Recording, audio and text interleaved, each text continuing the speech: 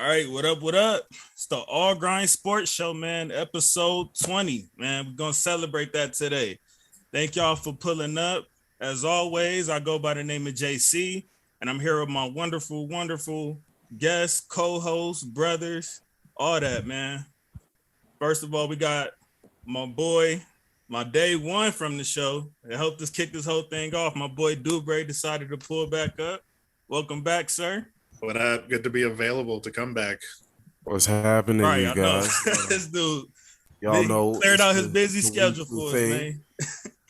Yeah, we're happy to have DURANT back. We missed you, buddy. Then we got our boy Isaiah Anthony of the Untitled Productions in the building. Yeah, what's up? What's happening, man? How y'all doing today? And then we got my OG, one of my mentors, my boy Daryl Dunning, the big ragu. Let's What's up get with it. you, man? Get it going. I can't wait. As y'all can see, I picked a terrible decision to surround myself with a bunch of Raider fans today, but I'll get through it. Oh, you'll be all right, man. Yeah, so first off, We'll go easy on you. So first off, if y'all haven't seen yet, we are doing a giveaway right now, man. We're picking 3 winners for a $300 giveaway. 3 winners, $300 giveaway. All the details are on our YouTube or on the last live we did, or on Facebook or our Instagram page. Just go there, look at all the instructions. It's real short, sweet, simple, and we'll enter your name in, man. We're giving out $300 to 3 people. And we're going to announce a winner on Monday. Me and Isaiah will be going live. And if y'all want to come and talk your spit about whatever topic in sports or whatever during that time, you can. But we're going to announce that officially on Monday to close out our raffle for that. So you still can go do that right now. This episode should be out by tomorrow. So, you still have a few more days. I think that's it. We're going to take a shot for episode 20 to adding a 0 behind it. I think everybody what is that? Is that a small can? Oh man. Hey, Isaiah, what you got there, sir? Where's your sombrero. It's a sombrero. I got a little lady. Oh man, A little lady. they giving content already on the shot part. This is another episode for Daryl, by the way. He's been doing this since day one, since he pulled up. Obviously, I know what I got in here, you know what I'm saying, as the non-drinker, but I'm gonna make that face and all that anyway, as if it is some hen dog up in here. That's some good sun-kissed. So 20, nice add a 0 blended behind scotch it. in Let's there. go.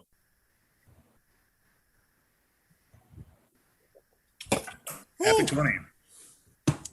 20 of them already. The 20 in 2022.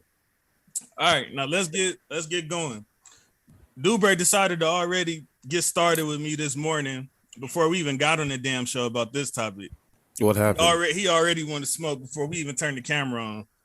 You're being a casual. The bum Patrick Beverly got traded to the Lakers for that was a good thing. Stanley Johnson and who else was it? And Taylor Horton Tucker. Horton Tucker. Congratulations, JC. Now that you have Patrick Beverly, you're going back to the playoffs. It's all it takes. He never misses the playoffs. He's a way better fit next to LeBron than Westbrook has ever been. He's exactly what you guys need.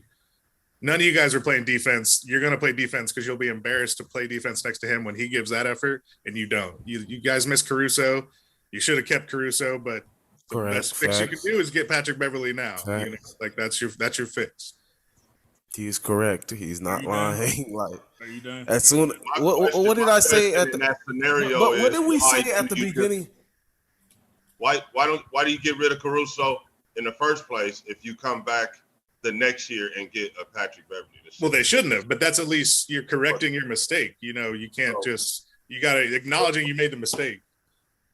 I find it funny how DURANT. How many does he get? How many more of those does Rob Pelinka get before they say, okay, man, Hey, I hope you guys keep him forever because I think this is one of them. No, you're wrong. This is the one good thing he's done in a while. Yeah. Dude, bro, I think it's This is funny a how you fact. keep bringing up Beverly made playoffs with every team or every year or whatever. But when I brought that up with Melo, you say he did nothing for Denver. I didn't say he did nothing for Denver. I didn't say that. He's like the second best player in franchise history. The second. I'm the one who said he did nothing for Denver. The dude's a bum. Bro.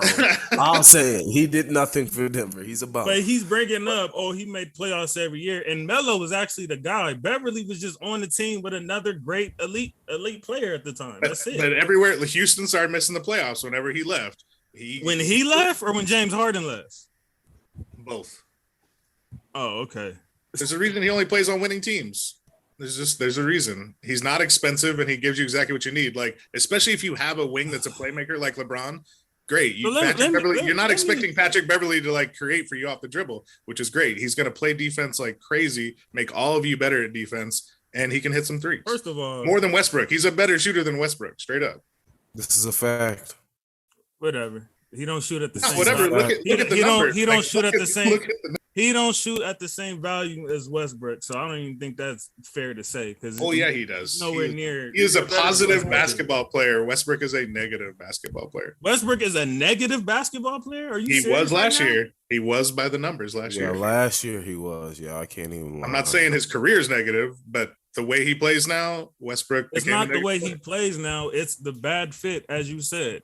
So let me say this real quick before I go on my tangent on Beverly. Beverly is a decent, he has a decent fit if they plan on trading Westbrook, as I expect they probably would. They're probably planning on doing, and trying to get old boy over there in Indiana. They get trying to get Buddy Hield. I don't think we're gonna get Hield and Turner. I think that's just Laker fans being delusional. But you guys should have got Hield when you had the chance. I agree. I said that. I said that. But Beverly and Westbrook on the same team doesn't make sense as a fit if it was already a bad fit with Westbrook. And it does, because this year Beverly is a better fit alongside LeBron James and Anthony Davis than Russell Westbrook is. I said this a few episodes ago as well. It's not to say he's a better player than Westbrook. Nobody cares for Beverly, bro. Nobody cares for Beverly, bro. Yes, they do. That's why I care for him. His mouth. I'm glad we got the man. His mouth don't match his game. Period. That doesn't matter. He done fooled y'all. He done fooled y'all into that thinking he's better than what he is. That's what's going on right now. That's irrelevant. Draymond Green's mouth doesn't match his game either. But like, it doesn't said matter. Who? Draymond Green. Also, it doesn't matter how. I agree. Why are you bringing him up? Because the point is that you 100%. can still be a contributor. I just said Dre shouldn't get a max contract.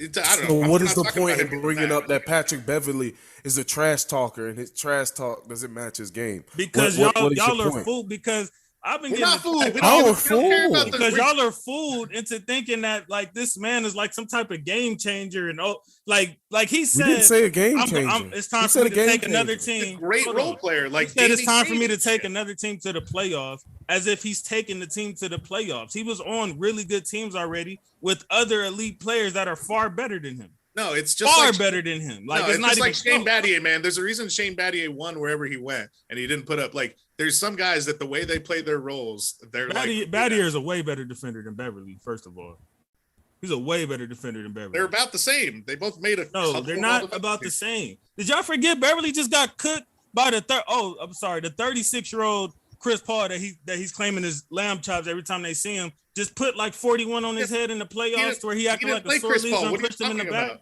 He just got cooked up like that. And then last season he put a triple. He didn't play Chris Paul. Damn near 2 20-point triple doubles on his head again. What is this great defender y'all talking about? Well, he was woofing against KD, but he was woofing against KD, and then KD cooked them and got them out of there quick. KD cooks Patrick Beverly. Great players cook everybody. Like that's just how it works. Great players cook everybody. Like that's just how it's gonna. Like PJ Tucker got killed by Kevin Durant last year. You gonna say PJ Tucker's PJ Tucker was making him make tough shots though. That was the difference. He still got cooked. That was the difference. KD didn't break a sweat on that. What? And you talking about somebody who's putting themselves on the same pedestal as like, oh, my defense is just as good as Giannis. No, That's what we're talking about. I don't care about his mouth. Again, you're talking about like him talking trash. That doesn't matter. Just talking about as that's a what y'all basketball are player. fooled about. I just said We're not Beverly is a decent fit. If Who Westbrook is is gone, fooled? if Westbrook is gone, Beverly is a decent fit for the Lakers. That's Hold fine. on, He's hold not on, going to hold be on. in the top 3 or 4 of our best players on the team. So I'm not tripping off of that. I'm know, just like, saying, hold as on, of right answer now, this how it question, though. looks. By the way, JC, JC, by the numbers, he was the 3rd best Timberwolf last year, 2nd best sometimes. Just by the numbers, if you want to know. 3rd best Timberwolf last year. Yeah, meaning he was better than D'Angelo Russell. That's how he rated out. Let me ask Because you of a his question, defense. JC. Okay, fine. I JC, mean, answer- Russell didn't even play half the time. Guess who was a negative player, even though he played a lot of minutes? Russell Westbrook. Straight up negative. Answer me a question. Who do you think we think Patrick Beverly is? Like, who? Because you keep saying we're fooled by stuff. Who do you think we think Patrick Beverly is? Like, where do you think we rank him amongst players in the league or something? Because As better than Westbrook. Guard version of Better PJ than Westbrook. we didn't say better than Westbrook. Nobody said he's better than Not Westbrook. historically. He said a better fit alongside LeBron James and Anthony Davis. We But have seen that's the fit anybody does not- who's a spot up shooter. That's anybody, and he's barely that. No, you need the defense. Okay, You so what's desperately your- need the defense? You need the defense. That's what you need. And like Jeff just said, at Man, least he the talk- tries. We need the talking and the energy. That's what he's doing. Yeah, we do. Yeah. The talking After and the last energy. year, we You did. had the a lot player of energy Beverly from gonna Westbrook, and it was toxic. We don't need his 8 points on 40% a game. Like we could find that anywhere. He only shoots threes, and you can't find his unique brand of combination of those skills like that. Like he changes your defense even if he's not physically like directing traffic. Like he makes everyone try harder around him. He just does. They always have. If Westbrook is still there, you think he gonna make him try harder if anything? Hell no. Westbrook is waiting to get shipped out of town as soon as possible as an expiring contract. Some team's going to give up on their season around sometime in the winter, and maybe they'll start talking about So you don't think he'll be gone by October? No, because they got to get to there's contracts and teams have to like so many teams have hope right now. You wait till you see how good or bad you are, injuries settle in, then you're like, all right, let's just trade for Westbrook. When I saw the Lakers was even entertaining getting Patrick Beverly, I said Westbrook is gone. Yeah. They hate each other. No way he would have. It's like they brought him. They said, who can we bring in to make this dude accept a trade somewhere? And they brought in a guy that he absolutely hates. I mean, he don't got. That's a LeBron move. He's right. He ain't got no trade clause. He got to go wherever they. Well, say. yeah, I know what you mean by that. But still, it's like that's showing Westbrook, hey, bro, we're done with you. You're done here. We're done with this experiment. Yeah, they're gonna go get healed in the shot blocking kid, the tall kid from India. Yeah, I hope so. Like I said, I seen the For Miles what? Turner and Buddy What Hill do you- talks, but how you I get think that? that's delusional Laker fan talk. I don't think we get It is both. delusional. You don't have the assets to get both those guys. Right. You barely have the. I don't Barely think you have to get healed. I don't think you can get healed, to be honest. What are you going to trade? I really don't know what you're Barely going to got that. You got one pick. I mean, You got I one think first-rounder. it's more so they're hoping on the fact that hopefully Pacers are trying to tank and Get him and buy him contracts out. match up. Yeah, so They might we'll even see. have to take some money. They might even have to pay some of that Westbrook Yeah. shit. Yeah. Yeah, actually, did the Pacers have any like bad contracts they could attach to get rid of? They probably don't. I think they kind of cleaned house. Nah. I thought they, yeah. Bonus ain't a bad contract anyway, but he's. Well, they gone. already got rid of him. They Yeah. got him to the Kings. Yeah. Yeah, they're good actually. What y'all think they gonna do this year? Real quick. Who, the Kings? Yeah. The same shit they do every year. The same shit they've been doing for decades, except for that little brief time when they had Chris Webber now. I mean, I don't know what were you expecting the answer to be there. Well, they're frisky. I mean, they're. I do like Davion Mitchell a lot. Yeah. I mean, I like the core. I like the core. The problem is the conference. This is a talented league. Like Fox played great. As soon as Halliburton got shipped out, he played great. I Sabonis still don't know why they chose Fox over Halliburton. Like No one does, but it Fox sounds like experiment should be over. I don't with. think they. I don't. He's think, not bad. He's just just get him out of there though. I think Fox's value was too low. That's like why they did because everyone agrees with you, and everyone was like, we'd rather have Halliburton, but they were just like, well, we're trying to shop Fox and no one wants him, so we want to make a move. So I guess it's got to be Halliburton. That's kind of how I saw it. What's your thoughts on the Knicks finally? Well, reportedly, the Knicks finally making RJ available if it's the right package. Because at first they think RJ Barrett. Well, I mean, what does that mean? Everyone's available for the right package if you're offered Kevin Durant. Because at first, when they were talking with Utah wanted. They were saying they wanted RJ back, but the Knicks were pushing no, we want you to take Randall. Utah was like, no, we don't want Randall, and I feel Utah. They was like, no, we don't want Randall. We want that nigga. I think that's all that happened is that the Knicks realized around the league is that they missed the boat on trading Randall because no one wants him now. Everyone's like that one honeymoon season was nice, and now everyone's like, nope, I don't want him. And now they're like, well, I guess we have to trade Barrett if we're gonna make a move. Mm-hmm. So, you see this, Isaiah? Waller just fired Clutch. Oh, he was with Clutch. Whoa. Man, what's going on with that boy, Rich Paul, man? He's too busy with Adele. I mean, I don't he blame signed him. the deal 2 years ago, 4-year deal. Mm-hmm. That was one of their first NFL players, right? I think so. Not anymore. All right. I don't know what's up with that though, but that's as a Raider fan, that doesn't sound good. Yeah, because we need to get his contract done. Well, do they have any other clients? I thought Waller just got paid a year or two ago. He did. But he outplayed that, and he wants more money. I forgot how football is. You can't do that spit in basketball. Once you get your contract, that's it. Nah, the NFL is a coaches and owners league, that's for sure. Yeah. The NBA is a players league, no doubt. Mm-hmm. Man, but I mean, he deserves it. Because if there was ever a time in basketball that should have been done, you know who the hell should have done that? Steph Curry. After he signed that $40 million contract and had the best stretch of a $40 million contract ever.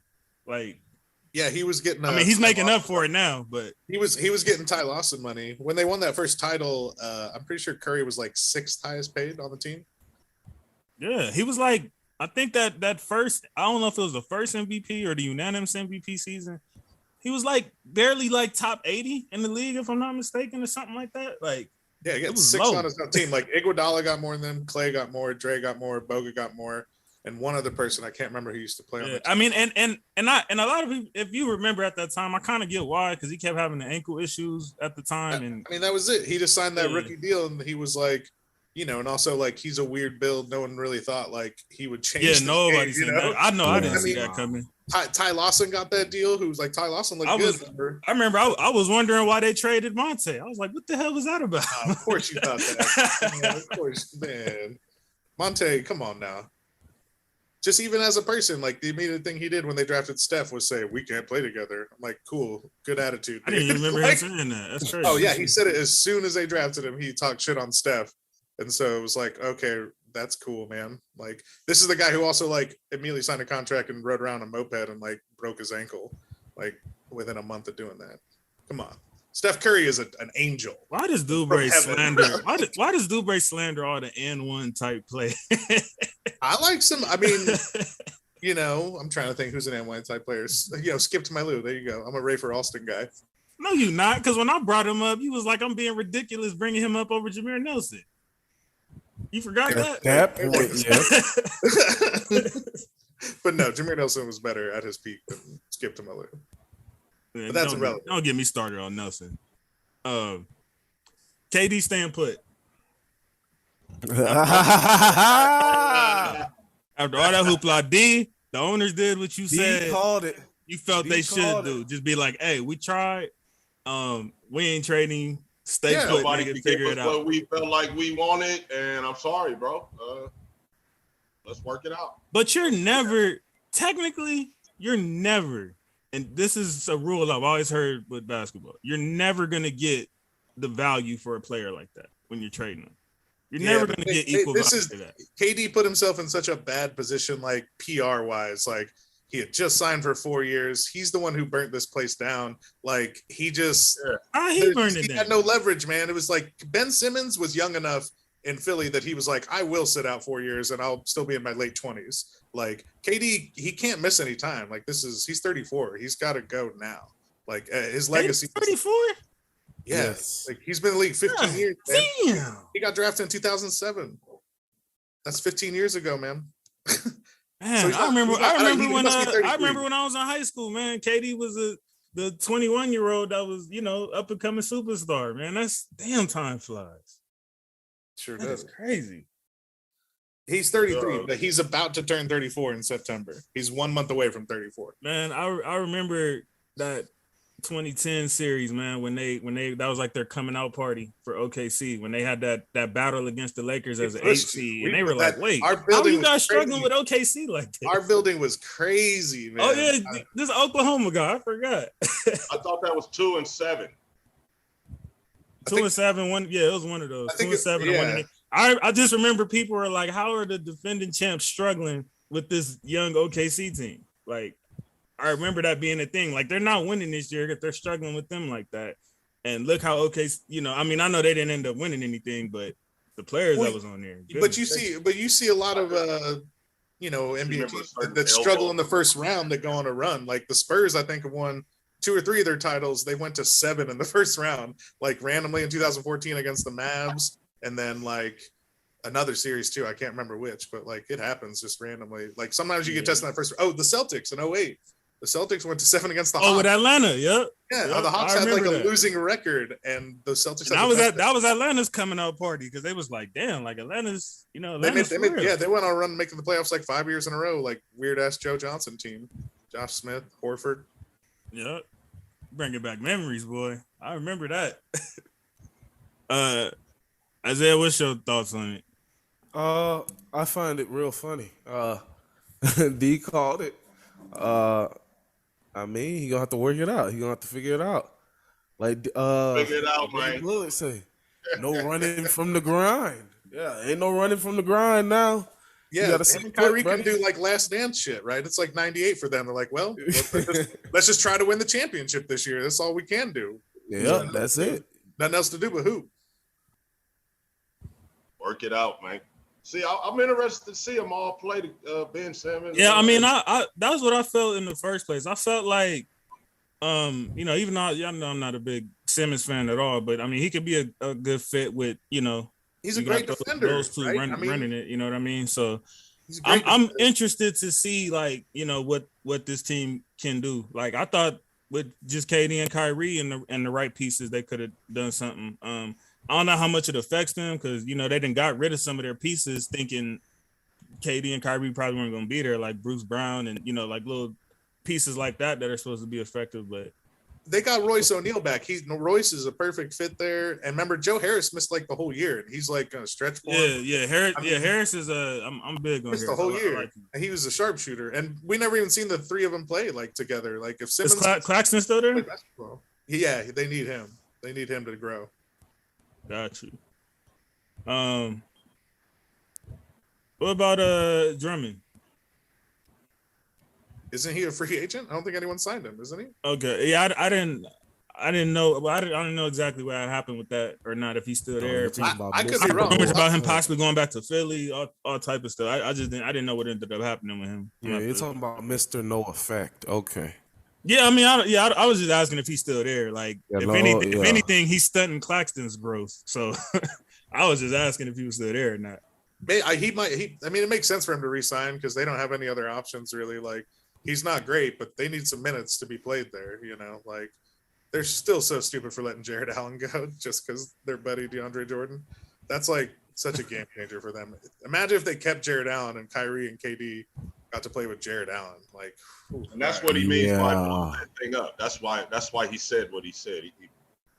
He helped blow that thing up over there, so he might as well stay.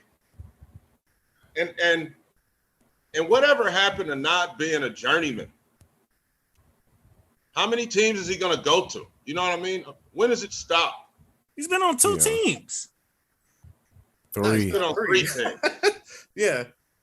But I think that's the thing is like once you start, it gets easier, right? Like it's because Lillard, he can't just do the first one, Lillard, and now he's coming out even stronger than ever. He's like, I'm staying forever. I'm old school because guys can see the value that you have just staying with one team. But I think once you do it once, it makes it real easy to be like, well, what else can I do? Paul George, like Paul George jumped twice, Kawhi jumped twice. I hate this narrative y'all got. Like KD is running from like some type of challenge or grind or something like that. I like mean, he left. Hold on. He left the Warriors because of what y'all are doing right now. He got criticized like hell for leaving OKC to go to the 73-win team, as y'all keep emphasizing. So he knew he had to win without those guys, so he left. Why are you acting like he left because, I don't want some challenge or something? It would have been easier to stay. JC, you're bringing up old news, and that was already questionable. But let's say he just needed to get away from Westbrook. That's all cool. It's this trade request that puts him over the top of like, whoa, dude. But this is the only one though. And people were saying he should. He just did it. At first, people were saying he should request a trade because of all the shenanigans that Kyrie caused. Or get Kyrie off the team. That's where they're at. They didn't extend Kyrie, right? KD's the one that's under contract for 4 more years. They're like, hey, just stay. Let us see what we can do next to you. Like, let us see what we can turn Kyrie and Ben Simmons into, or let's see how we play basketball together. Let's do that first. Play some basketball. Yeah. These guys need to play some basketball. Stop being a bitch. Stop running from the grind. It wasn't that he wanted to get away. They gave you literally.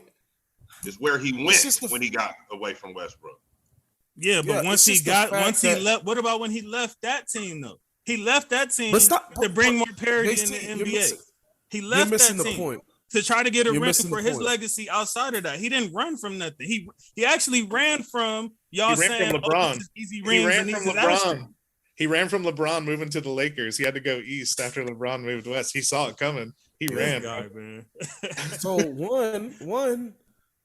let's be honest. Here in Brooklyn, KD has gotten everything that he's asked for. He got Kyrie, right? Did he not? Yeah, he got him. Okay. He approved DeAndre Jordan. Nash before, James Harden. DeAndre Jordan. James Harden. He handpicked Steve approved Steve Nash. Yeah, that was going to be my next point. Got DeAndre Jordan. Got James Harden. Oh, James Harden's not working. He's gave it up on the team. Trade him too. They got James Harden out of town. What it is, bro? Like, help me figure it out, bro. I think I need to hear because KD hasn't really spoke on why he requested a trade. I would want to hear his reason. I would want to hear from the grind. That's the reason. I bet he requested a trade just to publicly show Kyrie that he was like, yeah, man, this is messed up. This is messed up, Kyrie. You saw the list of teams that he had approved that he would go to. In all number one seeds. The number one exactly. Number one seeds within the cusp of the finals. Like right up. So what was he supposed to request a trade to the Hornets or the Pistons? Like if y'all don't stop it, I say that? Everybody does that. I say about the Blazers? Everybody tries to go to the best fit possible. How come Portland wasn't on that list? Yeah. How come the Grizzlies wasn't on that list? The Mavs. Apparently he was cool with the Grizzlies. That's what was reported. Was that he was cool with going to the Grizzlies. 2 seed. Yeah, after he saw this guy, man, like the Celtics. So 2 1 seeds and a 2 seed. Big man. He's a big man. He's a big man. So KD's not allowed to play with another star now. That's what y'all saying. After what he did, we can't those teams have stars that we just named. He ran the into Mavericks. Luka Doncic is a superstar. What are we talking about? Ja Morant, star. Damian Lillard, star. So what are we talking about here? Come on now. He's jealous. And I think those teams were more dangerous with him than a effing like Phoenix would be. You still got Devin Booker right there who chokes at the end of games and split. He'd been if they could have got him and an agent Chris Paul. If they could have got him to the Suns, which still might happen. Remember, Ayton can be traded in December. They can still figure that out. I forgot Ayton is still there. Wait, I thought Ayton was in the they re-signed him. Indiana. I'm saying you could trade him in December, I think. Maybe you can't. Maybe he signed a weird one where because he did a match, you can't trade him for a year or something stupid like that. So never mind. KD's staying. The Nets are gonna go deep in the playoffs. Oh, okay, that's what happened. The Pacers signed Ayton and then they matched it. That's why I was confused, thinking he was on Indiana for some reason. I just think the criticism is unfair. That's all I'm saying. I know it's the cool thing to hate on KD. I know it's easy to jump on KD, but this is the only time I guess you can use as like, oh, he's trying to run from the grind. So but he hasn't even came out and said what his reason is. He ran from the grind when he went to Golden State. You just admitted you were like, the criticism. How did he run from the wait? How did he run from the grind by leaving a team with the shot checking PG who he wasn't going to win with? Wait, so hold on. Talking about now. Stop talking about 5, 6, 7 years. No, because that's what Isaiah just said. They came within one game of beating the team. They came in one game of beating the team that he went and joined. That's why they say that. And they lost. He also went to a team that was one cowardice in the championship. Imagine if Michael Jordan went to the 1990 Pistons. Thank you. He was up 3-1 at that. So are y'all comparing him to Michael Jordan? That's who he should be. That's who he wants to be compared to. He's a top 15 player ever. It's time. If you're top 15, you want to move up. That was I was joking off a tweet he made the other day. Somebody said that same exact thing to him. I know. All right, man. Let's talk about the real GOAT. One of the greatest to ever do it is returning to the Miami Heat this year for his 20th season. Udonis Haslem. This man, what an accomplishment, man! This guy, man, he has missed 8 full seasons of basketball. Nigga, he ain't played in 8 seasons. That's what I'm saying. He hasn't played over 25 games since 2016, bro. Retire, bro. Become a coach. I'm sure they would give you. That's what he's already doing. He's making more. He's making more money as a player on the bench than he would as a coach on the bench. He's taking up a roster spot, yo. But if they're not going to use the roster spot anyways, and also like if ever like think about it, if the Miami Heat were ever in a situation where they needed an extra roster spot for a guy, Haslam would like just magically retire and be like, okay, I'm stepping on the bench. Like he'd do it for the team. Like he's part of the mafia there. Like. It's fine to just keep that spot. He can it's fine. He's just an assistant coach job. He'll move to the bench. He's there forever. He's a part of the family. It's because they just retired. Hey, he really is an assistant coach. He might as well wear a suit out there. That's what I'm saying. Coach. Everyone's got a big man coach. He's just like one, except he's on the roster. Man, this shit gotta stop, man. This man's suiting up in a jersey. Knowing full fucking well he's not playing not one game this season. He played one game last year. No, he's gonna play one game. He's gonna play the last game of the season when they resting everybody for the playoffs. And we'll know he's only gonna play 3 minutes. Ceremonial playoff minutes. He'll get a ceremonial. Yep. He got exactly this, and he's saying this is his last year. So yeah, because now they're gonna get, you know what I'm saying? They got to celebrate him one time. He's gonna get more than 3 minutes. The way you're at 20 episodes, he's getting 20 seasons. He's gonna celebrate. Shout out Udonis Haslem. Yeah, 20 years, 20 undrafted, right? Yeah. Was he undrafted? Shout out. Yeah. I'm not even commenting on it. Damn, like that. Yeah, he was never a good player or nothing like that. Nah, I think Haslem played better defense on Dirk in that 2011 finals than Bosh did. Strictly a role player his entire career. Role player. I don't mean he was bad. This is a total. Robert Horry was a role player. This is a total nothing to see here moment. Well, that's fair.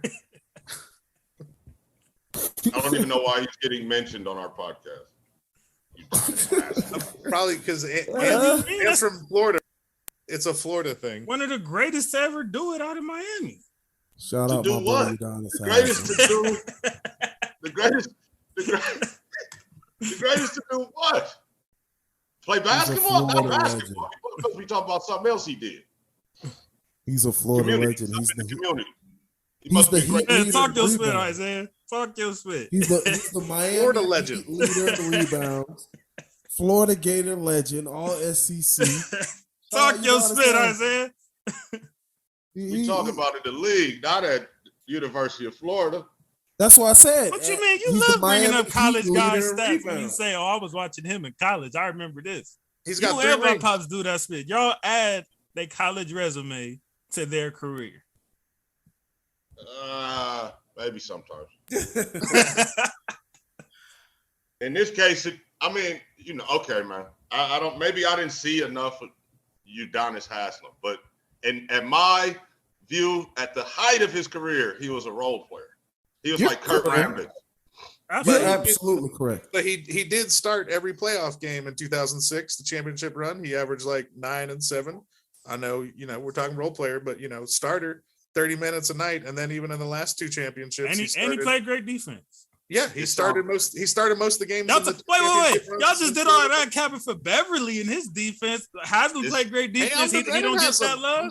But now defense don't matter. No, when Patrick Beverly retires, we not or plays a 20th season, we not gonna say that special part. Yeah, we won't. Beverly will never get to that because Beverly didn't make the league till he was almost 25 or something.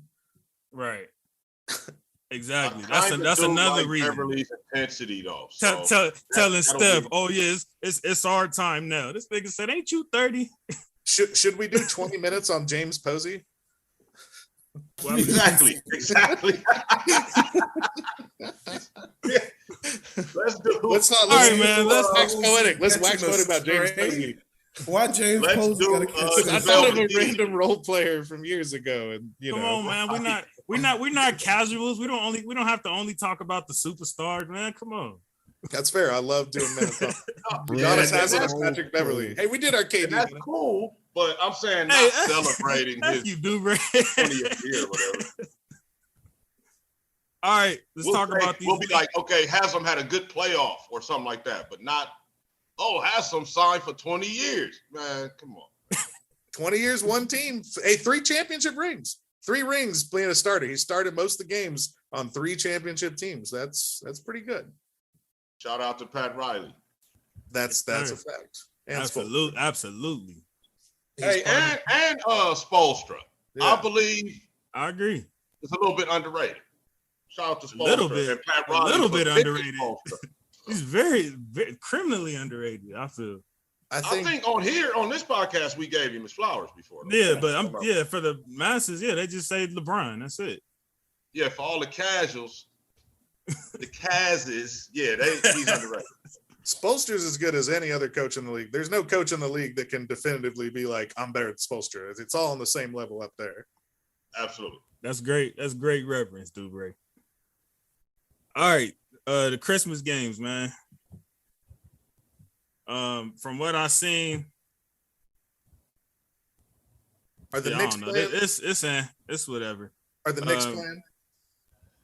Probably. Let me see.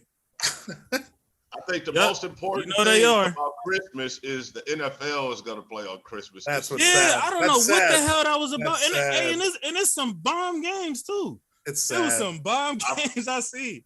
I think it was like the Bucks and the Cardinals. I want to say that was a failed meeting. I can almost see the meeting happening. Adam Silver. Failed meeting for who? For the NBA?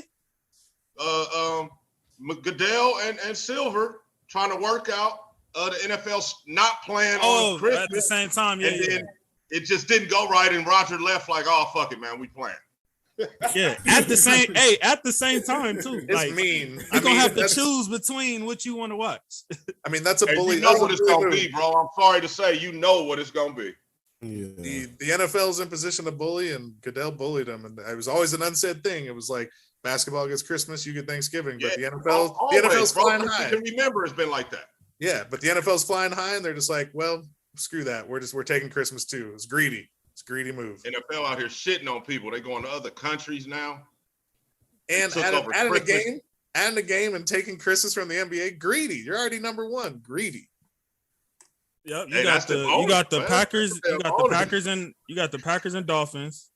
That sounds like that could be a good one. That's you got in the Germany? Broncos. You got the Broncos and Rams, and then you got the Bucks and the Cardinals. Are all these in Germany, or these are Germany and England?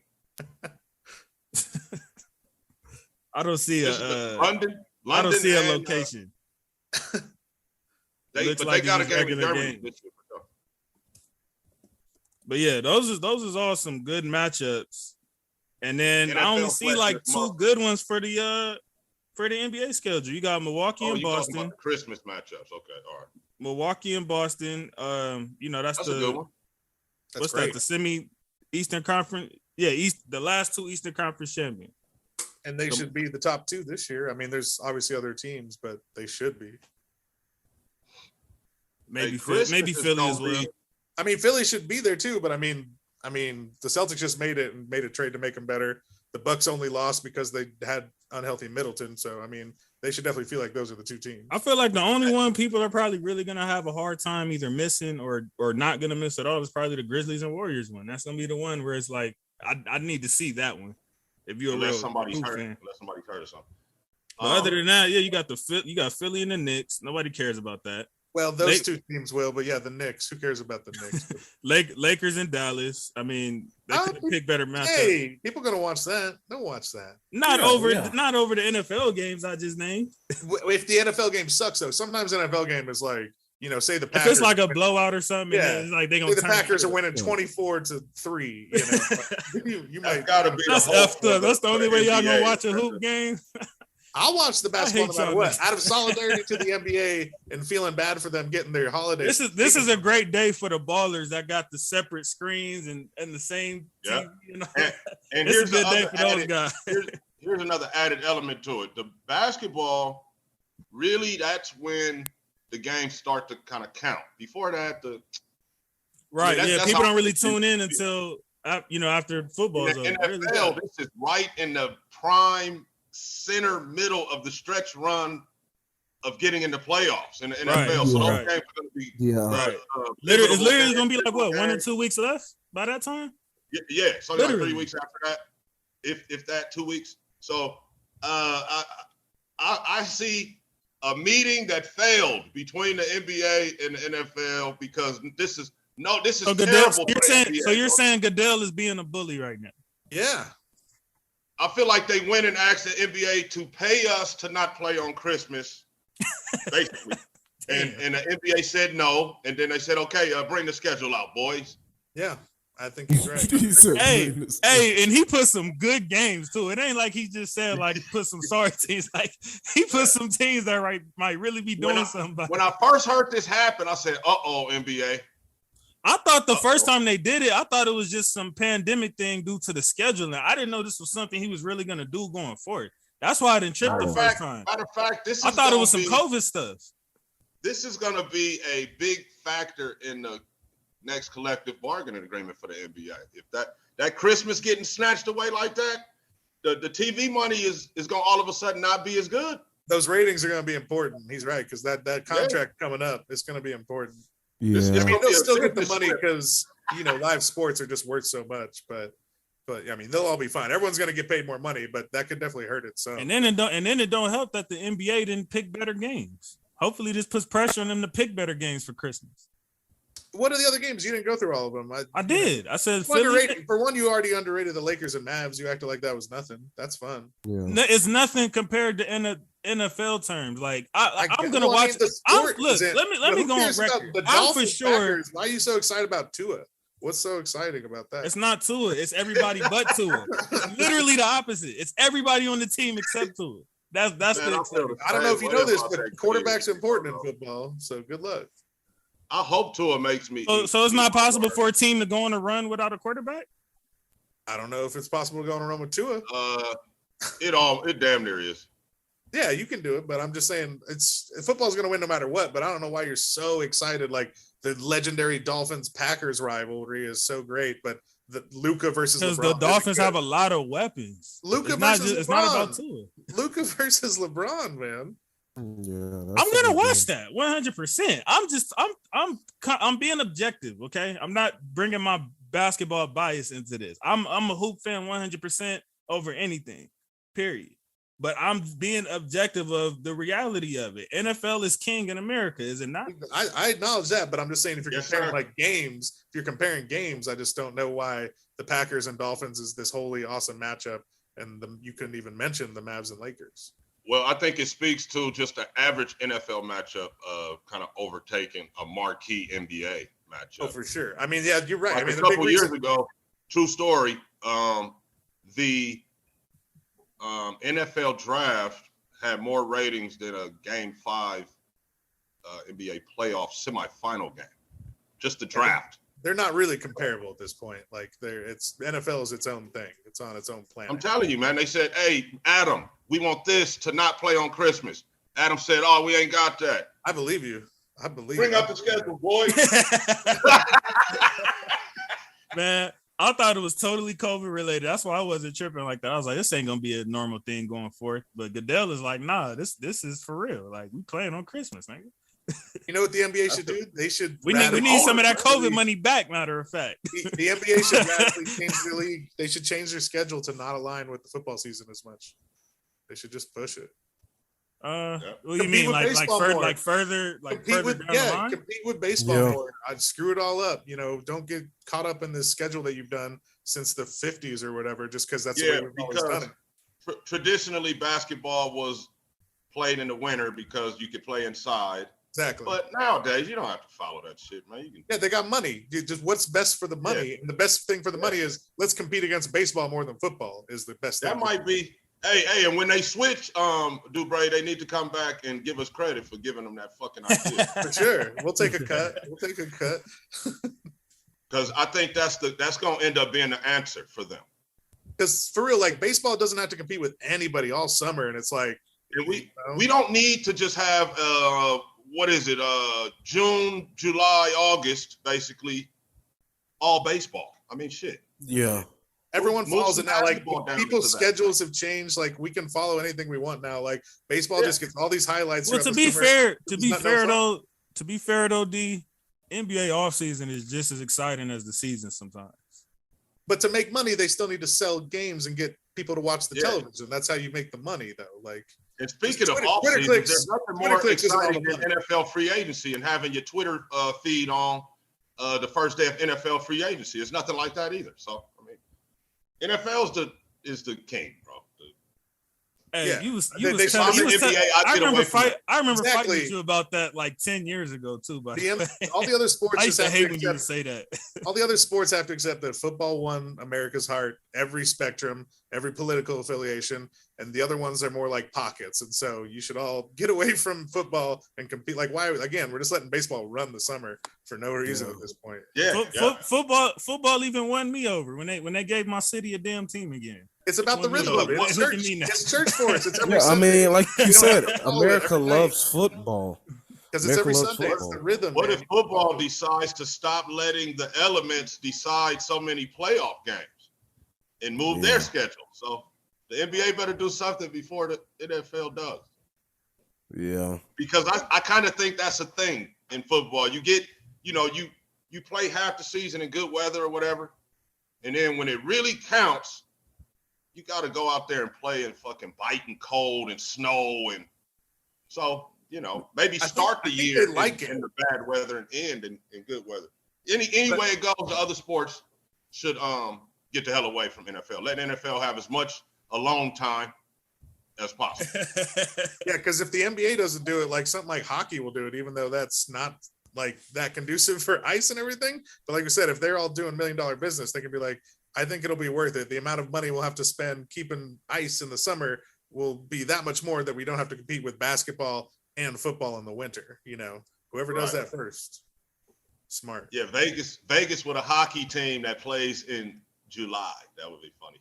Yeah, I mean, hell, it's not that much different than I mean, Vegas doesn't. Hockey ends in like June by now, doesn't it? Doesn't it make all? Yeah, hockey's over now. Right? Exactly. It lines up with basketball way too much. They line up. Vegas does have a hockey team, the Golden Knights. They do. That's what we're talking about. Yeah. I would honestly watch more hockey if it didn't line up completely with the basketball season. If it lined up with baseball, I would check in more. I'd be like, oh, look at that. I think I would too. I think I would actually watch some hockey matches if it was on with baseball. Exactly. Yeah. Why not? There's nothing else. Let's face it, man. Baseball, you can only do. I mean, at the game is one thing, but watching on TV, man, for sure. Going to a ballpark, very fun atmosphere. But yeah, watch it on TV. No, thank you. Ragu froze up on it. The Ben Simmons settlement. He reached a settlement with Philly, and I guess they ended up paying him a portion of the $20 million that they withheld from him because he sat out. I think I've made my stance clear on that, so I'll let y'all take the reins here. The way D feels about Haslam, I feel about this. Like, whatever. Like these two, I don't want to hear about the divorce settlement. Like, these two already got divorced. I don't want to know how they who gives a shit. I care about Ben Simmons on the Nets, and I care about Philly without Ben Simmons. No more of them two together. Never want to hear about it. Matter of fact, I don't want to hear from dude until he's back out there dribbling the basketball. Play basketball. Play basketball, Ben Simmons, and we'll talk about you. And I hope you've been shooting the basketball. I don't even care about that at this point, because I used to care about the shooting. At this point, I'm just like, I don't care. Just go back out there and rebound. I don't do something. Simmons, you better not come back out there with that same broke jump shot. I don't think does he really need it with Kyrie and KD though? Just pass to them niggas. They got it. He never had that. I'm saying for himself to be a complete player that's, asking for max contracts and whatnot, man. Work on your game. You ain't played in 2 seasons nearly. Well, 1 full season. But I hope some of that time you was working on your game, man. He at least had to get better free throws or something. He shoots like 50%. Yeah, probably that. Yeah, that for sure. That for sure. I mean, you got to be able to shoot in this league more and more. And I think I had his back on these podcasts before. So Ben Simmons, yeah. Nah, that was Eugene. Buddy. That was Eugene. But I think I went easy on him. You didn't go as hard as us, yeah. You didn't go as hard as us. So that was your way of being nice. Yeah. But it's time though. He's gonna be one of them. Yeah, we don't want to hear from you at all if you not out there on the court this year. So. Yeah, I'm done talking about Ben Simmons. Yeah. Hey man, every time I see your background picture, JC, I just think that the Rams are a bunch of thugs that were out there fighting today, man. What the hell's going on with these guys? Exactly. The Raiders are a classy organization, and the Rams are right. Nigga, you got your nerve. A Raiders fan telling me that? Yes, we're telling you that. We had the original bad boys all preseason long. 6 penalties. You guys are out there fighting. We just played New England. We had a couple skirmishes. You guys had an all-out. It looked like you guys are single-handedly the reason for the bad boys that Jordan had to deal with. Okay. What? You guys are single-handedly the reason for the bad boys that Jordan had to deal with. That's what came from y'all. I think you're mistaken. No. That's what came from y'all. Y'all inspired that spit. No. Toughness was in sports. Basketball. Toughness was always in sports. Come on. That's silly. No, yeah, those guys were playing okay, well, hey, talk to Thomas and Dumars and them. They blame y'all. So go talk to them about that. We were in the 70s. What do you know? Those guys were in the 80s. They were in the 80s. What do you mean? There's other tough teams come on. I saw a graphic yesterday on Twitter about most wins in the NFL. Did anybody see that? You know what y'all sound like right now? When Isaiah Thomas says, like, oh no, we weren't physically abusing teams. We were mentally tough. We weren't doing it. That was the media that made that perception about us. That wasn't us. That's what y'all 3 sound like right now. I saw Isaiah throw a lob off the backboard to Mike in the All-Star game just the other day, a clip. I was like, see, they used to get along. That exists? Send me that. It that does. Exists? I will find it, JC. Did the NBA bring the tape for that? Where is it at? I was like, see, they used to get along. That sounds just as crazy as when Tyrell came on here and said Jerry Rice caught a touchdown in a Seahawks uniform. Like, I'm like, where is that tape at? He did. It was blasphemous, but he did. Jerry tried to stay and get 200 receiving touchdowns. I think he ended with 196 before he was like, never mind, man, I'm gone. Maybe 197. Before he said, never mind, I'm gone. 197 touchdowns. Wow. Why y'all didn't win with that Gannon and Holt and with that squad? Well, when your starting center goes AWOL the night before the Super Bowl against your former coach with the number 1D in the league that year, shit happens, brother. Yeah, so we got the same playbook and we ran into the wrong coach, the guy who coached. We ran through that AFC that year, that's for sure. If we got to play any other team, we would have won. but we played against That's what the I coach. say. I always said We played against the coach that knew us, and that's a bummer. You played against the coach that created the shit we were doing. Exactly. This is a fact. All right, my bad. Against the coach that he made a O-Core for the first time. So it was like, it was his boy. You know what I mean? He knew. We just played the wrong coach with the wrong team. We could have played Gruden, but not with that defense. And we could have did something. It wouldn't have been 48-21. Let's just put it like that. But it ended 48. My bad if I butchered this dude's name. The tall, linky dude, Chet Holmgren or Holmgren, whatever the nigga name is. Chet Holmgren. I thought you were gonna say the guy who's gonna be like #1 pick next year, Wemby or whatever.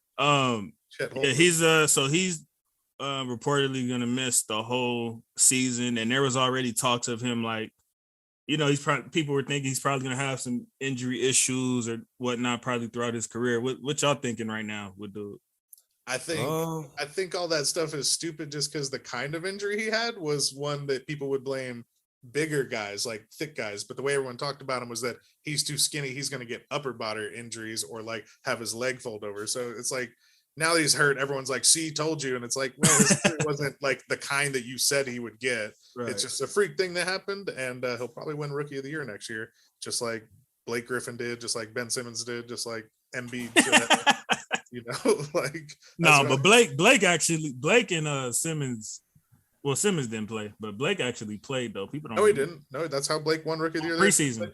Well, preseason isn't games. I mean, you know, I think Ben Simmons. I thought he played preseason. I remember Randall tried to apply for it because he played, got hurt like in the first 10 minutes or something like that, and they still didn't approve it because he played more than the minutes or something. Holmgren kid, I thought that he was too small. I ain't gonna say I had a feeling he was gonna get hurt. I just looked at him like, ooh, he looks like Sean Bradley, but he's got handles. Yeah. So he's just got to go get a little bit bigger, a little bit stronger, get his man strength, and he'll be all right. Yeah, I'm still excited to see him. Like you said, like we've never seen a guy built like that has his skills. Like we've seen the Sean Bradley types, but he can move way better and he competes like, you know, but he is so skinny that he's got to hit the weights, but we'll have to wait a whole year. You know, now we got to wait to see if it works. It might not work, but if he's as good as y'all say he is, I can't wait to see the him and Giddey combination because that's my guy now. I mean, you saw flashes of it during summer league. Don't act like SGA's not there. I don't judge players until I see them in NBA uniform in a real NBA game. I don't care about summer league. I don't care about college, preseason, none of that. I need to see you in a real game, real uniform, real minutes. Then I make my assessment. Well, we got to wait a year now. I've been disappointed too many times at thinking somebody was going to be more than what they were. So I gave up on that. I remember it used to be a time that I would look at preseason football and some of the guys that was standing out, I'll be like, okay, this guy's a good guy. They doing it right now. Too many times that guy didn't even make the roster or he was a special teamer at best. So I learned to, keep the whole preseason, all that shit, man. It's not real. It's not real. It's practice. Are y'all looking forward to the Redeem Team documentary? Yeah. Redeem Team. Y'all hear the announcement? Wade and Braun are going to produce a Redeem Team documentary on the 2008 Olympic squad. Of course we're gonna consume it. You know what I'm saying? It's great fodder for us sports fans. Is it necessary? No. I wish they'd wait another, 6 years or so, like 20th anniversary of it. It sucks. Maybe. It sucks that Kobe's gone already. That's kind of like, and I don't know. It just that part sucks. I don't know. I have to digest the new Laker documentary right now before I even think about the Redeem Team, the one, the Hulu one. Have you guys watched any of that? I have watched the first 2 episodes. Yes, I have. It's fantastic. Yeah, so I got to catch up on that. It was interesting to find out that the players didn't really like Irv because he was too close with Bus. Yeah, I don't think we ever knew that. they didn't trust him. They didn't. Norm and Kareem and those guys, they was like, man, what's up with you, man? Like, don't be going back telling him what we say. Right. And Irv said he never told nothing that he heard in the locker room or on the plane. And he said Dr. Buss never asked either. But they was homies. Dr. Buss and Madge was homies at first. Bet they was. Their entire business is married to each other. I mean, Buss wasn't an owner until that summer. That's what the Lakers is. They are married for life and legacy. That's them too. That's their franchise. Yeah. I didn't realize that the players didn't really care for Magic and that relationship he had with the boss, man. Like, dude, he was teacher's pet. And when they gave him that $25 million contract for 25 years, they said Kareem was fucking livid.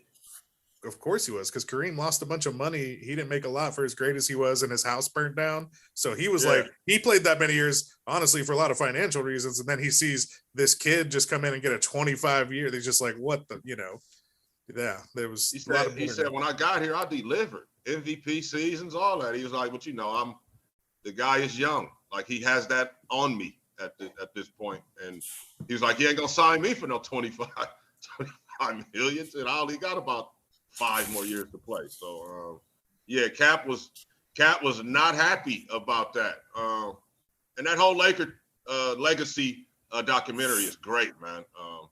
I recommend. It's been the best one, even the Magic one, and obviously the television show, Winning Time. This is the best one of all of those so far. That makes sense. What else? Oh, real quick, do y'all think because I was when I heard about the Redeem Team documentary, it got me to thinking about that 2012 squad, and when Kobe was like really like, on that, we might have been able to have some action at y'all. Do y'all think that 2012 team, looking back at it now and how everybody's panned out, like had a legitimate shot against the Dream Team, the original Dream? Who was all on the 2012 team? I can't remember. I know Kobe, LeBron, KD, Bron, I think Darren Williams, Chris Paul, Dwight, if I'm not mistaken, right, Jeff? No, didn't they get sick of him and he got sent packing by then? I can't, or maybe he was on that one and they all hated him. Whichever one, Dwight went on one. No. Tyson Chandler was on the. Tyson Chandler was on there. I'm just saying, KD and LeBron at that point of their powers is pretty. That's pretty. 2012 for them too. Yeah. That's pretty nasty. Yeah, they could have definitely gave him a run for their money. Absolutely. But that's it. That's all they could have gave. I'm just not sure if they would have. I'm not sure. I don't know if they stick out as like they would have won. We mentioned either. Like, Iguodala was on there. James Harden was on there. AD, remember that was his rookie when he was coming out of college. AD was on there. Kevin Love. Because of the bullshit that Mike and them was on, and end up leaving a guy or two off of there that should have been on there. Like Christian Laettner should not have been on the fucking Dream Team. Wasn't that? But didn't they need a college player? Yeah, that's the college thing they do. Yeah, they always had one college player. Shaq should have been that. Oh yeah, Shaq. But I don't think so. If they would have took Shaq and then let Isaiah play, I would say no way that there's nothing that any team ever assembled could do with that team. But because of those two little snafus right there back in '92, maybe I give that 12 team. Yeah, that's the one. Stockton had no business on that team over Isaiah Thomas. Like none. Yeah, everyone knows. I mean, Pippen and Jordan admitted. They said we're not playing if Isaiah's on the team. That's like we're not playing. You knew that shit wasn't happening. But they took Chuck Daly. Y'all took that total hater move. And then later on, that's even more. That's even to show them like we really respect your coach, but we hate you. And like I said on the podcast before, they took Rodman later as well, a guy that could help them win a championship, and a guy that was fouling MJ just as hard as any of the rest of them, and he walked off the court just like all the rest of them. But they accepted Rodman on the '96 team. John Sally so too. Win championships. Oh yeah, John Sally was over there too. Picked up a John Sally just to rub it in Isaiah's face.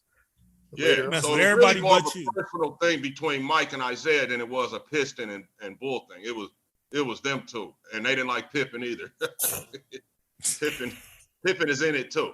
So Isaiah still talks about how offended he is to this day. Like Pippen of all people saying he don't want me on the team. Like that's value. Pippen can say that about me. I'm offended that and I'm not gonna get into that it's like Pippen specifically, but I'm offended that Isaiah Thomas wasn't on that team. Yeah, Isaiah Thomas deserves. That's huge for you as a Laker fan to say that, my brother. Yeah, Isaiah's one of my favorite players, bro, of all time. Absolutely, love that guy. Love his the way he went about his business, his intensity. A couple off the court stories I heard about him as a real dude coming up in the D. Hold up, you're supposed to give the disclaimer. Y'all weren't old enough. Well, you can't say that to Dubre, but me and Isaiah, y'all weren't old enough yet. I'm a little older than y'all, so I know stories about him from. There you go, right there.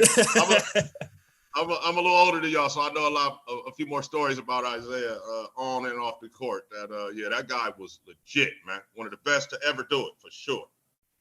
Got an Achilles and quit at 32. I don't think a lot of people realize that. He had more. He could have played more and put up more stats. But I remember hearing this one story about when they were like, I guess officially breaking up that Bad Boys team. Like I guess the moment where they knew it was over.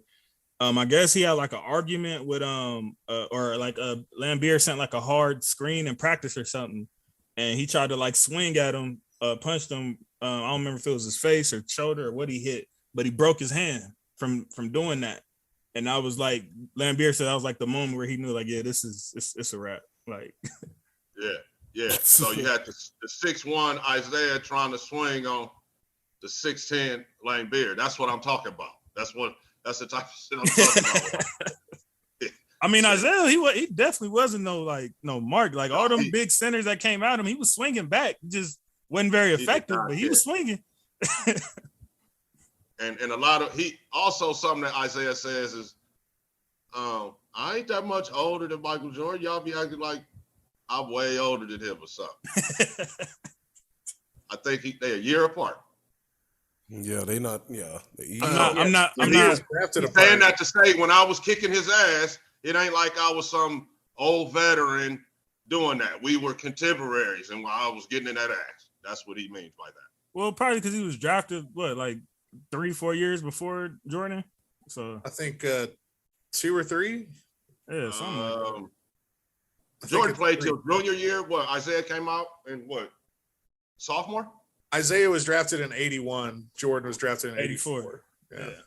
Yeah, so he right. That ain't too far off now. Yeah, but then it's weird because he retired, Isaiah retired whenever Jordan retired the first time, and then obviously Jordan came back and won 3 more championships. And Isaiah retired and then came back again. So yeah.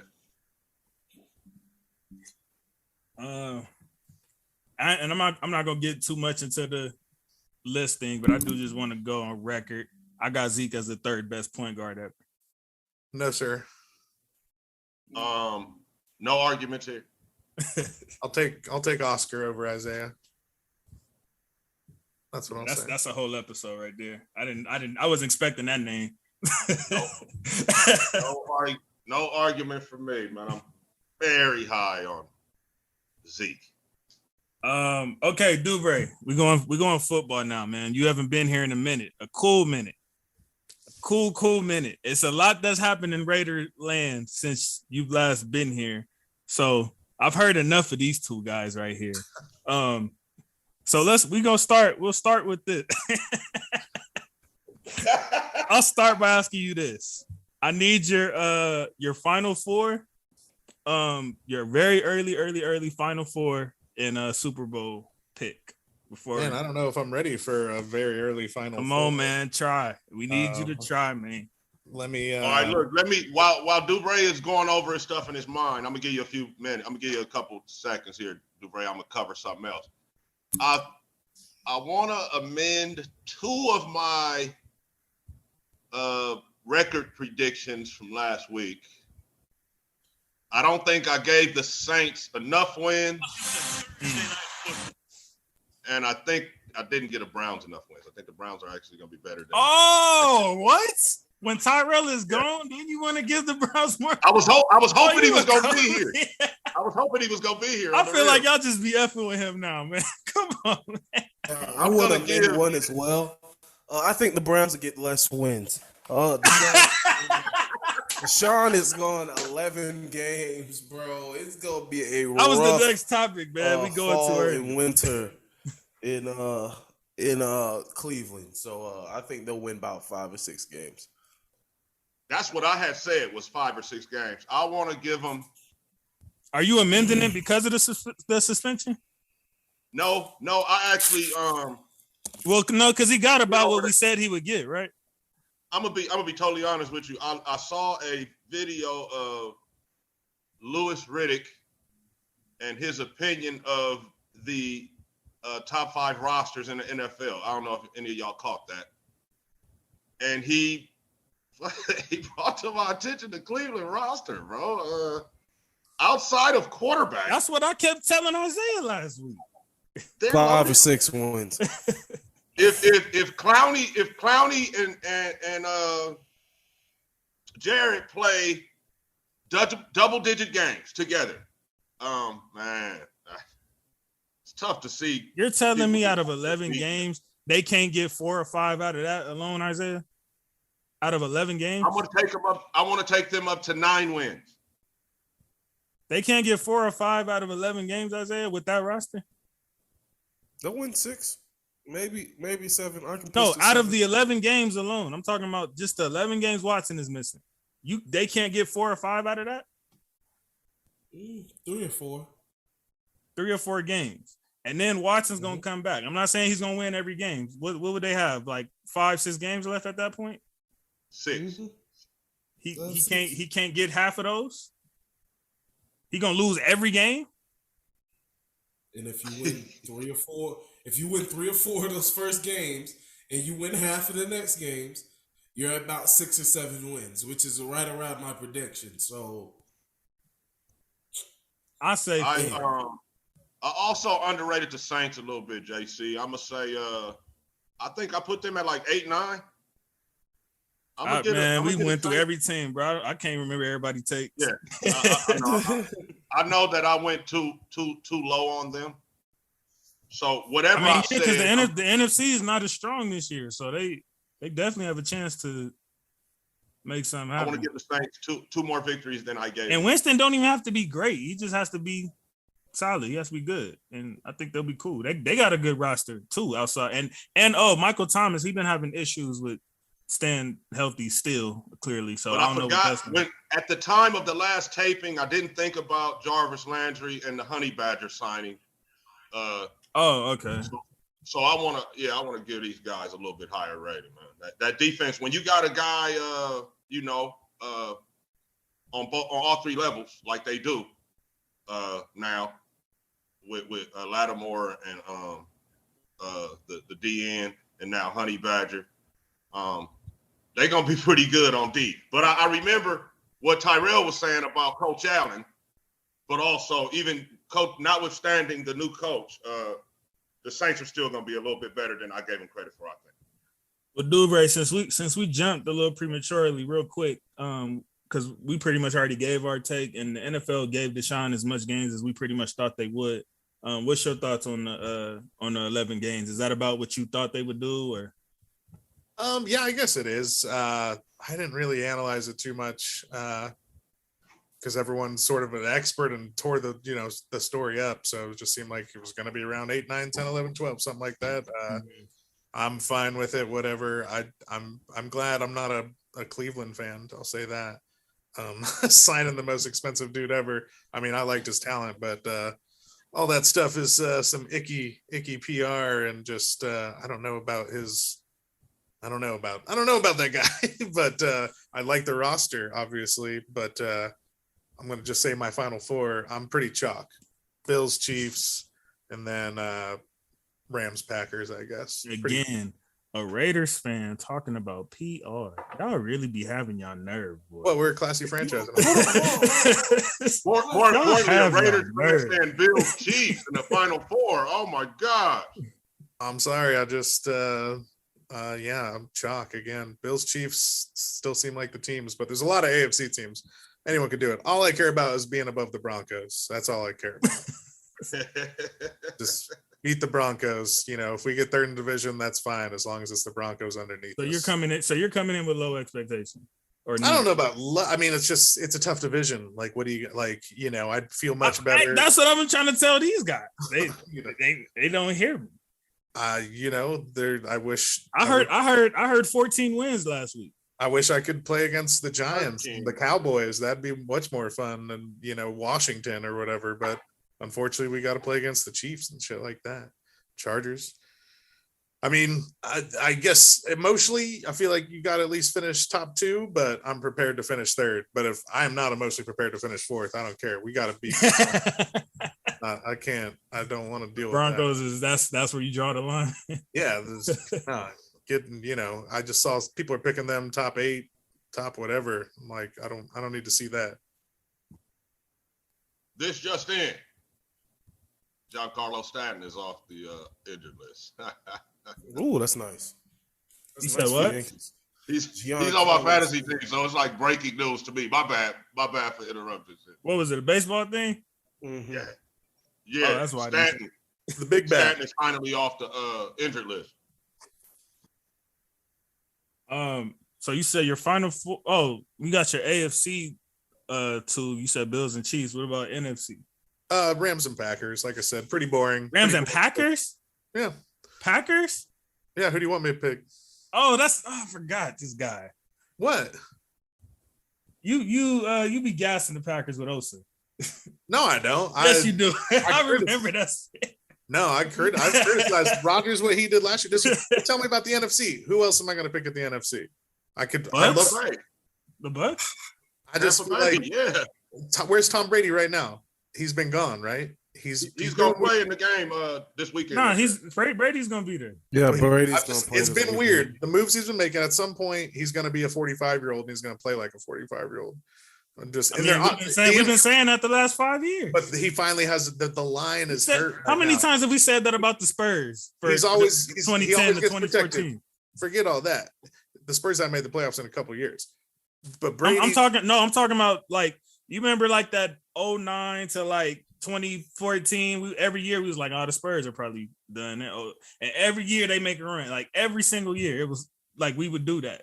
Like we've been doing that with Brady the last 4-5 years. But Brady finally, their interior offensive line is garbage right now. They lost guys. Like Brady without protection is trouble for a 45-year-old. He always needs to be protected. But that's what Ragu said he wanted. He said he wants somebody to come in there and really make him retire again, like for real. Like, okay, I think this is it. Remember, he already retired once. I think this is it. I thought Von Miller did it in the playoff game when he busted his mouth, but he did really. But then Tom came back, and that's already a red flag to retire and then unretire. Now he's been gone from the team. His offensive line is looking the weakest it's looked in a while. The Antonio Brown fallout, I'm just telling you, when he walked off the field after when he got his mouth busted, he looked like he was done. And like you said, he did. He retired. And then when he announced it, I was like, I told you, I knew it, I saw it. But then I guess, as a married guy, a couple of weeks home with the kids two straight weeks home with the kids. He was like, oh shit, hey coach. Well, no, he was like, hey, fire that coach and I'll come back, is what he was like. That's what he did. He was like, well, I'll come back if you do exactly what I say. And they're like, sure. Why you think the Packers gonna be so good? I just it was a default pick. I haven't really I want to pick the Saints or the 49ers or something. But the 49ers are really trying with Lance, and I don't know how that's going to work out. I just, out of picks, just picking a quarterback, basically. I feel like Rodgers might stick it to everyone because the COVID fallout and because him losing Devonta Adams, their defense is finally going to be good, and maybe he'll make some stars out of some guys we never heard of. I'm just throwing. All right, last question. Ceiling and floor with Raider wins this year. Well, the season's different now, right? There's 17 games now. Yep. Yeah. I mean, we got to win 10 games. To me, I'll be mad if we don't win 10. Thank you. I gave y'all 10. What are you talking about? What's the absolute ceiling? I gave y'all 10. If everything Ceiling, I mean, we could do some weird stuff. We could get 13, 14. Stuff can happen. Thank you. That's all we've been saying. Thank That's you. all we've been saying. Thank you. Stuff can happen. No, you said 13 wins or bust. Don't say that's all we've been saying.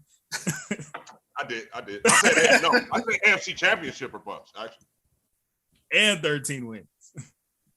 I just can't because AFC Championship means top 2 in the conference, and I'm worried that we might not be top 2. AFC is crazy this year. Like, man. No, it's too many. hey, man, Like I said, I don't even know if we'll finish top 2 in the division, let alone the conference. First and 10. Finally, an objective Raider fan on the show. Thank you, dude, bro. First and 10 on the 19-yard line. Talking about an objective because we don't believe the bullshit that you To spew win a out. football game. Our We team. did not win, but the team we lost to went on to represent the AFC in the Super Bowl. Truth. We lost in it by 1 touchdown last series of the football game. I mean, that's all I'm saying, man. I don't see how that's not reality. That's reality. That's what happened. And then we have approved upon that team and got better coaching.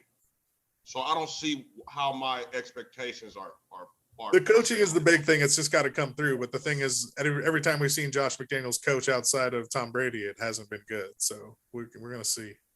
I disagree. He got a Bronco team into the playoffs with Tim Tebow as the quarterback. Tim Tebow's a He great did player.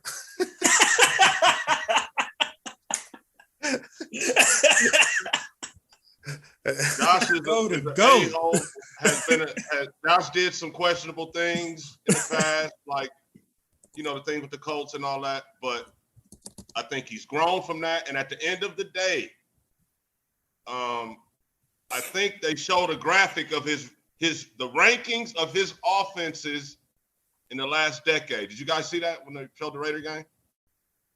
It was all first and second, scoring, yards, passing, everything. Yeah, I know he had Brady most of the time, but it's still football, and they didn't have any great players really except for the Randy Moss year and the years with Gronk. So, you know, I think Josh is going to be great. Well, I just want to point out that Josh did not take the Broncos to the playoffs. That was John Fox with Tebow. Are you sure? Yeah. So 2011. he drafted Tebow. Oh, that's what it is. Josh McDaniels drafted Tebow. Josh McDaniels went 4-12 and started to play Tebow a little bit, but not really. He played Kyle Orton over him. Yeah. Right. Oh, actually, no, excuse me. Josh McDaniels got fired when he was 3-9 but the year before he went 8-8, which wasn't much. And that's not the year they went to the playoffs, the 8-8 year? No, there was 2 years after that when John Fox was the coach, good defensive John Fox, then Tebow, and then they went to the playoffs, which, by the way, won at Pittsburgh. The last time Tim Tebow started a football game, he won in Pittsburgh in the playoffs. Say what you will about him. That being said, Josh McDaniels not a good coach so far. I remember that game. Rest in peace, Demaryius Thomas. Right? Never heard from Demaryius Thomas again. Yeah, he ended up being a good player. No, he was Denver good with Raiders. Peyton Manning. I know Yeah, he was good. He was Denver one of the best fantasy guys when Peyton Manning got there. Tim Tebow not good for wide receivers or anyone. Did anybody here? I wasn't doing football fantasy yet back then. Did anybody here have Peyton that year? That year he went to the Broncos when he had all them crazy numbers. No, I'm not drafting a Bronco. What are you talking about? Especially that one. Yeah.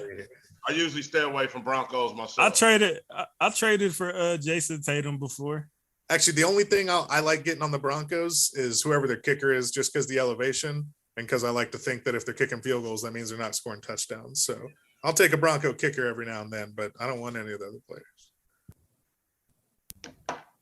Last time I took a Bronco was Lindsey, and he immediately got hurt. I'll never take another one. And I just want to note that I don't know if the NFL knew something like D said last week, but two of the first games of the season is the Seahawks with Russell Wilson and the Browns with Baker Mayfield. Okay, so all right, so wait a minute. The Denver and Seattle one is less obvious. Like that, they could have known that already, and you know what I'm saying? How though? Like I didn't even hear the Broncos Broncos kind of happened. No, but it's the Carolina and Cleveland one, bro. That one right there really makes me think that this whole thing is a fucking like an act that they're playing out in front of us, and they have these meetings in New York and shit, and they know exactly where players are gonna go and all of that shit, bro. Because you cannot tell me how the fuck does the season open up Carolina at Cleveland or Cleveland at Carolina. You just couldn't. There's no way you can tell me that shit is coincidence, bro. No way. All righty. So, but that one is sticks out as maybe they had a meeting about where Baker was going to go with the whole Deshaun thing and all that. Because, I mean, you know, you couldn't have a better start to the season. True. Drama-wise, you can have a better start. Yeah. Absolutely not. Especially because we're That's not one of those games where you'll have women watching the game like, oh, this is the guy, he used to play for this team, and they didn't like him, and even they'll watch that. It's damn near like a reality show. Exactly. So apparently there's a MVP battle between, and now y'all might have other names, but between Judge and Ohtani, both putting up historical numbers this season. Did y'all want to input on that? American League? Okay. Well, the Angels are 21 games under 500. So my pick is Judge. And that was who your pick. That's who your pick was. Period for that. I hadn't really paid that much attention to the American League outside of a couple players that I have on my fantasy team. But now that I look at it, how you gonna give a guy MVP? He's on a ball club that's in, 6 games away from being in the cellar. 21 games under 500. And the other guy's team is in first place, been in first place pretty much all year. They're up 7 right now. Although they've been, since the last time we talked baseball, the Yankees certainly cooled off, but still in first place by 7 games. And the best player on the team is Aaron Judge this year. So for me, American League MVP is going to be Judge. And it's good that Shohei Ohtani is a unique talent and all that, but you got to judge it on something as far as winning baseball. Now, if he was undefeated on the mound or something, then maybe I could talk. But he's lost games. Well, with baseball, it's just so hard to one player to have such an impact on winning. With 9 players playing a baseball game, so many things that go into it. I feel like with baseball, they usually just pick the best player on out of everybody, whether it's the best player on the best team or I'm talking about just the best player in the conference, and that would be between Ohtani and Judge. It's really tough who I'd pick. I think I probably lean towards Judge. The way he's racking up home runs here is something extraordinary. So yeah, I think I'd go with Judge for that reason though. You muted, Dubra. Yeah, Ohtani won last year, so I lean towards Judge. They're having such a standout season, but yeah, it's true that like baseball, they don't even. Winning doesn't matter nearly as much because it's the way your offense is all individualized. Like you can measure a player exactly. Mm-hmm. Like, it's just different than the more dynamic sports like football and basketball, where there's more like intangible stuff happening that can't be recorded than baseball. It's just like you stepped up to the plate and either you got on base or you didn't, in so many ways. I think Ohtani is ultimately a better player because the guy is a good pitcher too. But yeah, this season, Judge, it's standout enough. Like, his numbers are better now. So, I mean, sure, he doesn't pitch, but Judge is on a next level, and the Yankees been so good that, and Ohtani won it last year. if you win it, you got to go up a level to win it back to back. And Ohtani's numbers are down from last year, at least hitting wise. I think maybe his pitching's better, but yeah, Judge for sure. And by the way, your Rockies are 54-71. I looked it up. My guys, guys.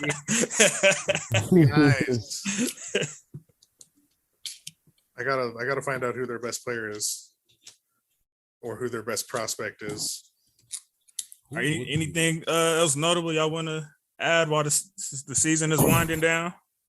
Yeah. So next year, finally, for the first time ever in Major League Baseball history, all the teams will be playing each other at least once during the season. So now every year we'll have a World Series rematch during the regular season. Now we'll have some Yankees versus Dodgers every year.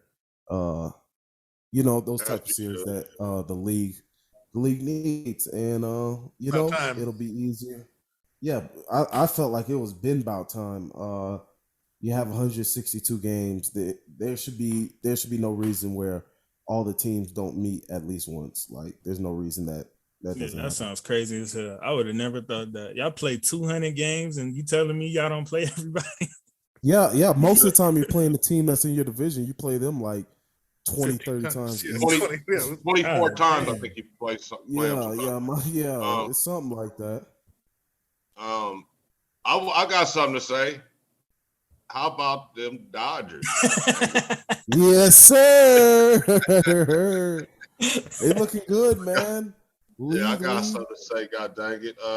I was gonna put my backdrop as my boy Walker Buehler.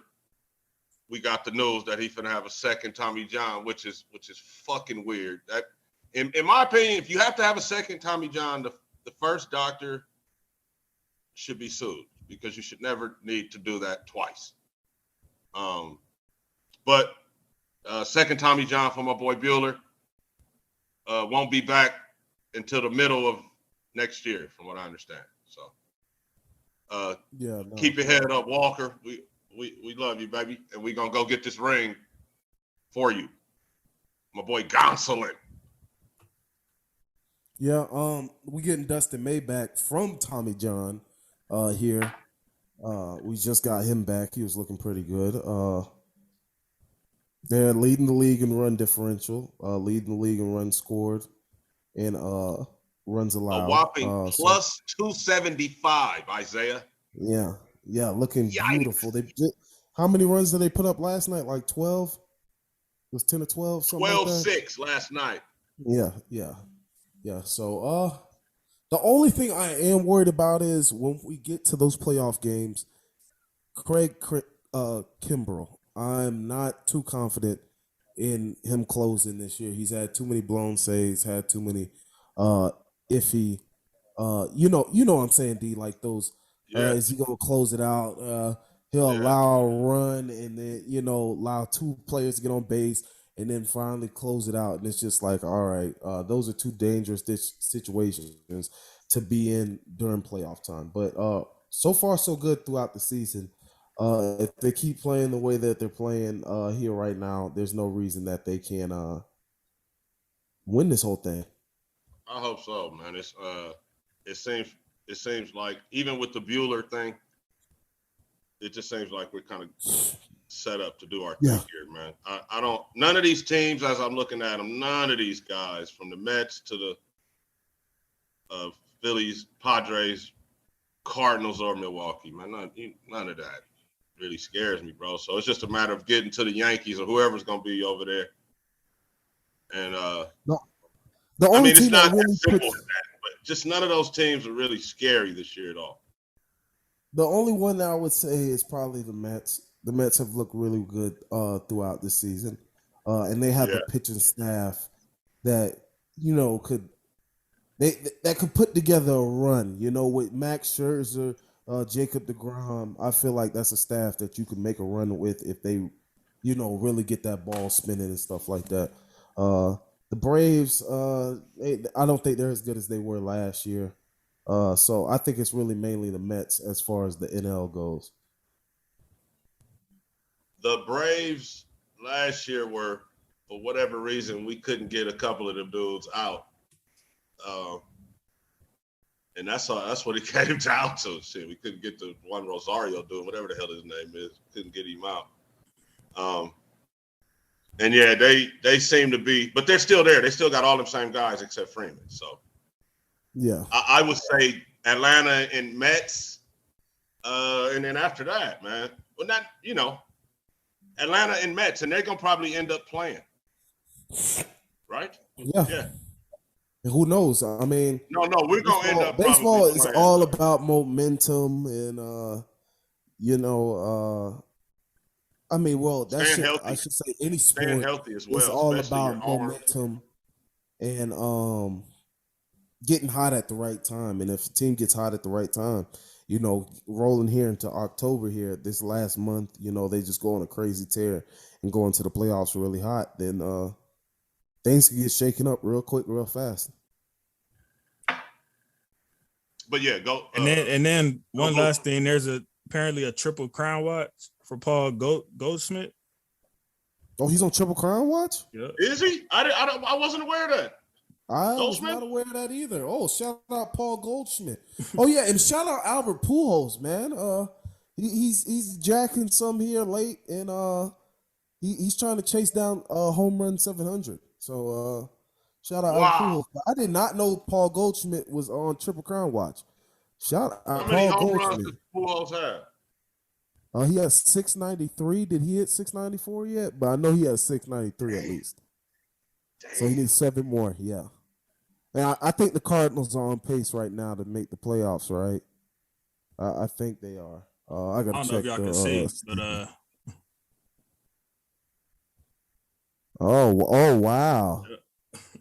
Oh, shout out Paul Goldschmidt. Who's got the most home runs in the National League? Got to hit our stat news. Hold on. I got you.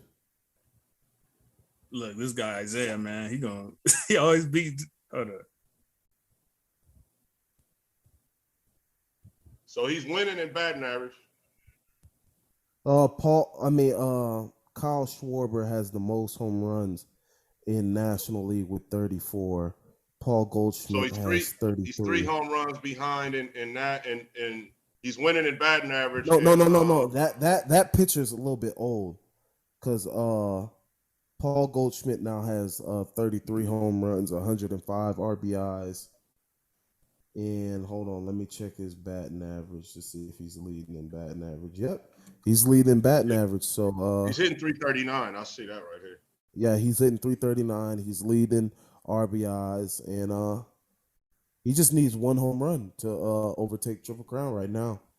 So yeah, he's slashing. He's slashing at 759, as they would say. So on base plus slugging 759. But slugging percentage, on base plus slugging, 2 people are tied. Goldschmidt and Judge at 1057. Woo-hoo! Yeah, which is insane.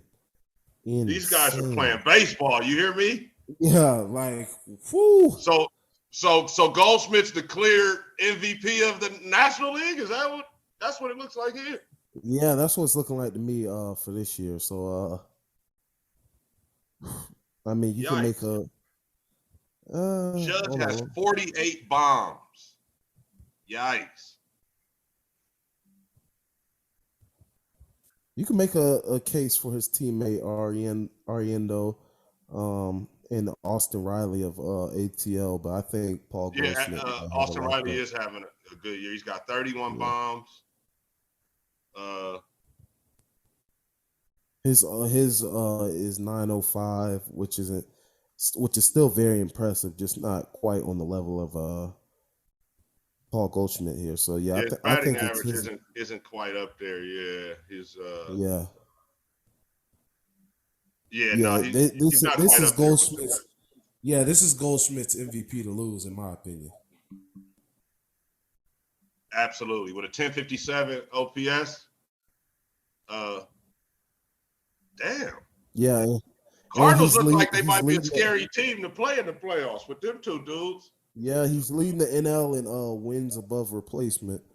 So Yeah. Oh yeah. Yeah. I mean, like that's what I'm saying. Like the Cardinals have been just really consistent this year in playing good baseball. Like I said, what they should be either leading the division or right there. Yeah. Yeah, they're leading their division by quite a few games. By about 5. They're up what is 5, that? right? 6 games. No, 6 games. They're leading their division by 6 games. They're the third seed in the NL. They got 72 wins. All right, y'all. We're gonna close it out like that. Thank y'all for tuning in, man. We got 20 of them in the books. We're gonna try to give y'all another 20 for the year end. Thank you, DURANT, for pulling back up to day one. He was this is glad to the be back. episode 1 crew, and D came not too long after that, if I'm not mistaken, probably like a couple episodes later. So thank y'all for pulling up the way y'all have been and sharing y'all expertise with the world. Thank y'all for tuning in the way y'all have been. We're on all major streaming platforms now, so Spotify, Apple Podcasts, all of that. Just type in All Grind Sports. On YouTube, All Grind Sports, and don't forget about our giveaway. Again, we're giving away $300 to 3 lucky winners, and we will announce the winner on Monday. Me and Isaiah will go live to announce that and show y'all the raffle and all that. Like I said in the live, we're not like the NBA. We're gonna show y'all the ping pong balls, so nobody's gonna feel rigged. And yeah, that's pretty much it, man. We close it out One like thing that. before we Episode go. 20. Horns up, Rams Nation, It's all that good garbage. stuff. And see y'all later. Later. See y'all later.